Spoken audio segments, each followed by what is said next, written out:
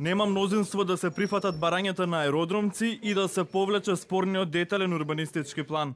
Советниците од СДСМ не добија поддршка од колегите да не се гради висококатница на зелената површина кај Мајчин дом.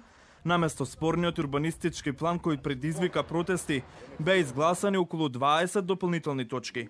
Гласајте сега оваа точка, ако е толку се чисто, ако е толку се регуларно, ќе дебатираме кога ќе дојде после пак на дневен ред, како што велат дека е поделовник, а не е. И тогаш повторно сакате гласајте. Океј. Значи ја не можам да кршам закон.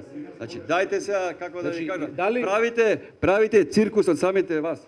Не, Да. не напротив. Да. Не, Како председателе, мислам дека правите Значи, не може. Правите циркус од самата седница затоа што дозволувате дополнителни точки 20 на Добро, дневниот ред. повелете.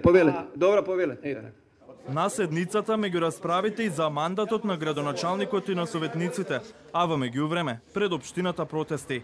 Аеродромци упорни, не сакаат висококатница кај Мајчин дом. Па затоа сме ние тука, значи мора нешто да се преземе, мора нешто да се смени. И видејќи имаше и ветрче кој ќе се седнев на тераса со мажот ми, пошто ниско сум. И ветрче, сега нема ништо. Ништо. И што?